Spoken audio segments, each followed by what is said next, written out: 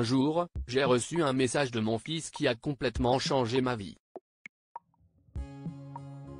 Je ne savais pas quoi faire à l'époque, mais aujourd'hui, je suis sûr d'avoir fait le bon choix. Ma famille a souffert d'une douleur insupportable, et je dois admettre que c'est en partie de ma faute. Je me suis mêlé de tout et j'ai influencé une décision qui ne m'appartenait pas, et le résultat a été une tragédie. J'aimais mon fils, mon seul enfant, et quand il a ramené Mina à la maison, je l'ai aimée aussi. Elle est devenue la fille que je n'avais jamais eue. Mina, qui avait grandi dans une famille d'accueil, m'aimait aussi. Je pensais que nous serions la plus heureuse des familles, mais je me trompais.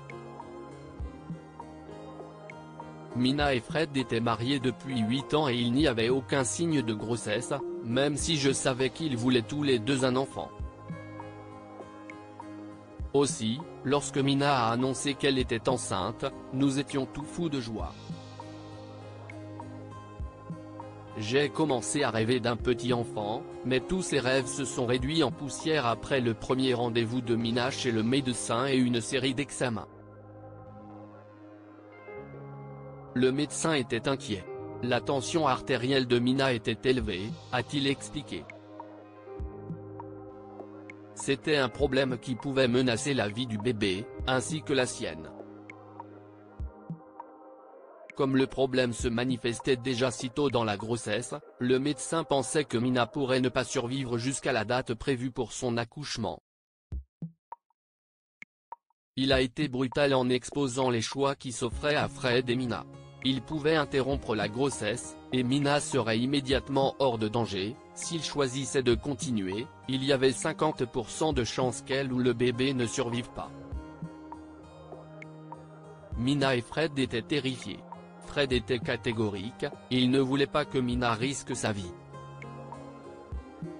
« Je ne peux pas vivre sans toi », lui a-t-il dit, les larmes aux yeux. « Nous pouvons adopter, mais je ne peux pas te perdre. » Adopter ? ai-je demandé. Vous pouvez sûrement réessayer. Mina a secoué la tête. Le médecin a dit que ce sera toujours un risque. Je ne dois plus jamais tomber enceinte. Plus jamais ? J'étais choqué. Je ne pouvais pas envisager de perdre le petit enfant qui grandissait dans le ventre de Mina. Je ne le voulais pas, et c'est pourquoi, lorsque Mina m'a demandé mon avis en privé, je lui ai dit qu'elle devait faire confiance à Dieu.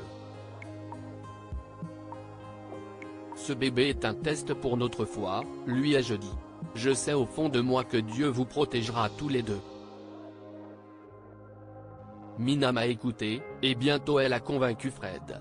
Elle l'a convaincu de poursuivre la grossesse contre son gré, et Fred m'a dit plus tard que le médecin de Mina n'était pas d'accord avec leur décision de poursuivre la grossesse. Malheureusement, il avait raison. 3 semaines avant la naissance du bébé, Mina a été victime d'une attaque cérébrale massive et ma petite fille est née par césarienne d'urgence. Mina est morte dans la salle d'accouchement. Fred était fou de rage et de chagrin, contre lui-même, contre moi et contre sa petite fille. Il s'est mis à hurler quand le médecin lui a annoncé que Mina était partie et a refusé de voir le bébé ou de lui donner un nom. C'est donc moi qui ai choisi son nom. Je l'ai appelée Mina, comme sa mère, et mon choix a encore plus enragé Fred. Pendant des mois, il est resté silencieux et morose. Il ne m'a pas parlé, il n'a pas regardé la petite Mina. J'ai quitté mon travail pour m'occuper de ma petite fille, et au bout d'un moment, Fred a semblé revenir à la normale. Il travaillait dur, trop dur, et c'est pourquoi, me suis-je dit, il passait si peu de temps avec Mina. Quand Mina a eu 2 ans, Fred a annoncé qu'il déménageait à San Luis Obispo, à plus de 300 km de Los Angeles. Mais Fred, ai-je dit, pourquoi? Pourquoi pars-tu? Tu as un si bon travail. Je vois Mina partout, a-t-il dit durement. Tu comprends ça, maman? Partout où je vais, elle est là.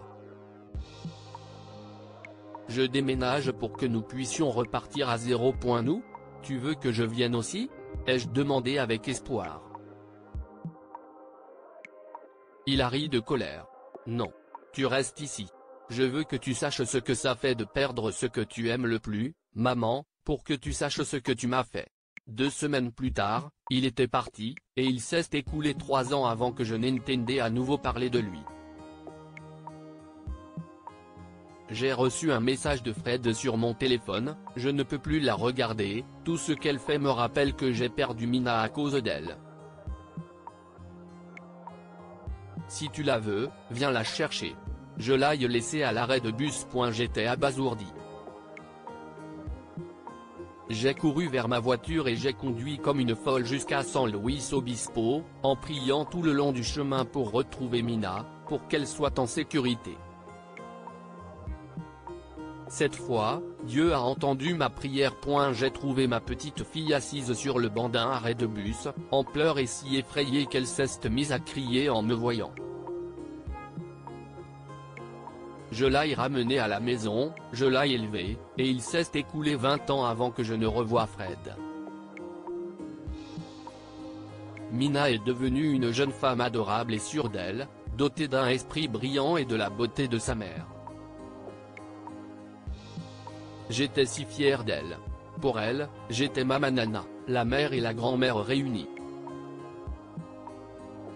Grâce à elle, ma vie valait la peine d'être vécue. Mina a terminé l'université et a commencé à travailler. C'était une brillante femme d'affaires et elle a rapidement commencé à gravir les échelons de l'entreprise.